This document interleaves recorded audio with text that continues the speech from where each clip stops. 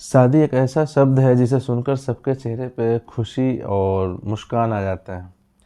और लेकिन जो आज का जो वाक़या है ये शादी से और एक पति-पत्नी के जो रिश्ता को जो तार-तार करता है और सोचने में मजबूर कर देता है कि जो रिश्ता जो है 7 फेरा लिया जाता है तब 7 वचन दिया जाता है कि जिस हम साथ जीवन तक ज़िंदगी तक बिताएँगे उसी रिश्ते को कैसे एक महिला द्वारा कलंकित किया गया, ना कि कलंकित किया गया इसमें हत्या को भी अंजाम दिया गया और कई लड़के के साथ अवैध रिश्ते रहने के कारण ये घटना घटा। तो हेलो दोस्तों, स्वागत है आप अपने चैनल में। हूँ वसीम। आज का जो वाक़या है वो दिल्ली के किशनगंज से है।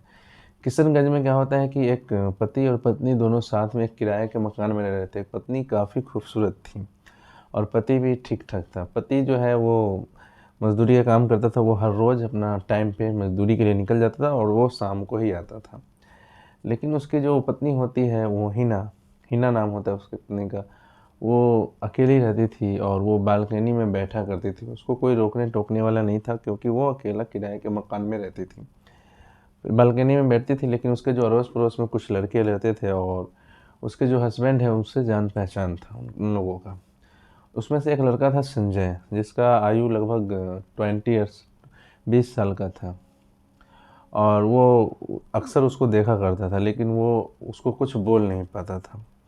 लेकिन अक्सर उसकी जो है नज़रें मिलती थी और बस देख के वो रह जाता था। लेकिन एक दिन क्या होता है कि हिना जो होता है उससे पूछ लेती है, संजय नाम के जो लड़का होता है उससे पूछ लेती है, तो वो शर्मा के वो चला जाता है। कुछ वो जवाब नहीं दे पाता, वो घबरा भी जाता है। और उसके बाद क्या होता है कि हिना एक दिन उसको किसी बहाने से उसको बुलाती है कि कोई सामान लाना है तुम आ जाओ। वो घर के सामने ही रहता था, वो भी किराए के मकान पे वो लड़के लोग भी रहते थे। फिर क्या होता है कि वो आता है, आने के बाद उसको समझा बोलता है कि तुम क्या है बताओ।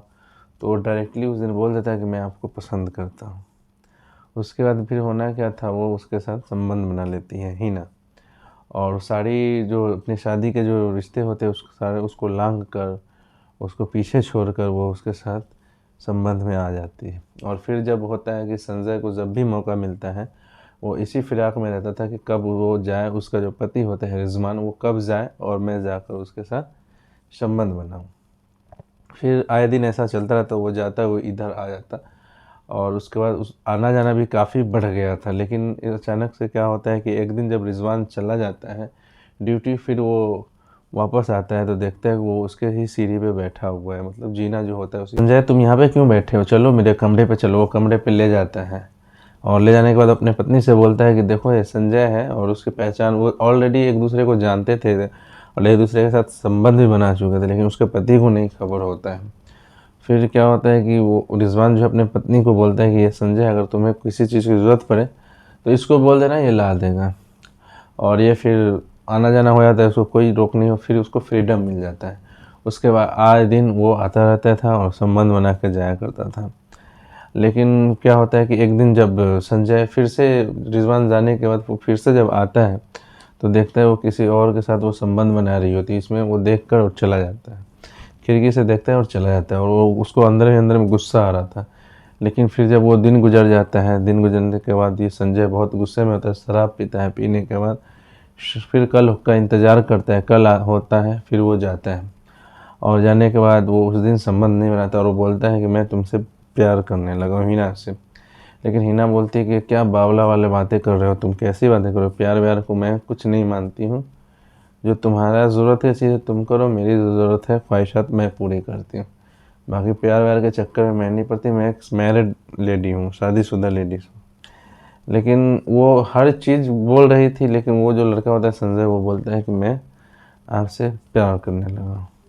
लेकिन वो बोलती है और आप किसी दूसरे के साथ थे इसलिए मुझे बुरा लगता है, आप सिर्फ रिजवान के साथ रहें और मेरे साथ रहें। लेकिन वो जो बोलती है वो और चौंका देती है कि तू ही एक मेरे लिए नहीं है, मेरे साथ और भी, वो एक जो देखा है वो एक ही नहीं और भी कई हैं जिससे मेरे संबंध हैं। ऐसे मैं करने लगूंगी तो फिर तो हो गया मेरा। फिर वो क्या करता है कि वो गुस्सा होकर वो वहाँ से चला जाता है और जाने के बाद 3 दोस्त जो साथ में रहते थे उसके, वो 3 दोस्त को लेके आता है एक रोज़ और बोलता है कि ठीक है तुम इन सब के साथ भी संबंध बनाओ। वो खुशी खुशी कहती ठीक है बनाऊंगी और बनाती भी है सबके साथ संबंध। लेकिन संजय अंदर ही अंदर बहुत क्रोधित हो रहा था, उसे बहुत बुरा लग रहा था। फिर क्या होता है, फिर वो भी संबंध बनाता है। बनाने के बाद वो चारों लड़का मिलकर उसको मौत के घाट उतार देता है, उसकी हत्या कर देता है, उसी हीना की जिसके साथ ये लोग संबंध बनाए थे, राजी खुशी। और हत्या करने के बाद ये लोग वहाँ से फरार हो जाते हैं, भाग जाते हैं। लेकिन फिर क्या होता है कि जब उसका पति शाम को लौट के आता है अपने काम धंधे से, तो देखता है कि उसकी पत्नी रूम में मरी पड़ी हुई है और अस्त व्यस्त कपड़े भी थे, और ऐसा लग रहा था कोई गला दबाकर उसको मारा गया है। तो फिर वो पुलिस को फ़ोन करते हैं, पुलिस आते हैं। जब पोस्टमार्टम रिपोर्ट आता है तो उसके साथ बलात्कार जैसा काम हुआ था। और उसके बाद क्या होता है, जब सीसीटीवी कैमरा, जो उसी मोहल्ले में सीसीटीवी कैमरा लगा हुआ होता है, उसी कैमरे से पता चलता है कि 4 लड़के जो है सीढ़ी से उतर रहे थे ऊपर से नीचे की ओर, और उस 4 लड़के को चेहरा एकदम क्लियर दिख जाता है उसमें सीसीटीवी फुटेज में, और उसको तुरंत ही अरेस्ट करती है पुलिस चारों को। और जब उससे पूछती है तो संजय जो होता है वो सारा वाक़या बिना कुछ देर किए ही, बिना रजिस्ट किए ही बता देता है कि हाँ, मैं उससे प्यार करने लगा था, उसके कई और मर्दों से भी अवैध संबंध थे। लेकिन इसमें रिजवान को कतई वो सुन के हैरान था, परेशान था कि ऐसा क्या हो सकता है। लेकिन उसके और भी कई रिपोर्ट्स बताते हैं कि हाँ, उसके और भी कई लोग जो हैं बताते हैं कि हाँ, कई मर्दों के आना जाना का, उसके घर पे आना जाना था। जब रिजवान चला जाता था अपने काम पे तो उसके कई मर्दों से अवैध संबंध थे, और भी कई अड़ोस पड़ोस के जो लोग हैं, कई गैर मर्दों को उसके घर आते जाते देखा था। और इस चीज़ को सुनकर वो काफ़ी हैरान होता है और परेशान रहता है कि वो एक अपनी पत्नी पे इतना बिलीव करता था, लेकिन उसकी पत्नी पीठ पीछे उसके धोखा दे रही थी। और उसे उसके मरने पे उसके पति को ज़रा सा भी अफसोस नहीं है। पहले तो वो रो रहा था और काफ़ी ये कर रहा, बेचैन हो रहा था, लेकिन जब ये कृत्य, ये घिनौना सच जब जाना वो खुद के पत्नी का, तो उससे नफ़रत सा होने लगा था उसको। और वो उसका बोलने का मतलब था, अगर वो ज़िंदा भी रहती मुझे मालूम था मैं मार देता उसे। और इस चीज़ को इतना गुस्सा, इतना क्रोधित था वो। अच्छा वो मर गई। और उसके बाद ये ऐसा उसके पति का कहना था। पुलिस संजय को जेल भेज दिया। संजय भी काल कोठरी में अब सज़ा काटेगा। वो तो समय के गर्भ में छिपा है कि कब उसे कितनी सज़ा मिलती है। सो आज का वीडियो यहीं तक। और हाँ, ये रिश्ते को शर्मसार करने वाला जो वाक़या है आए दिन कहीं ना कहीं से आता रहता है। सो क्राइम को होने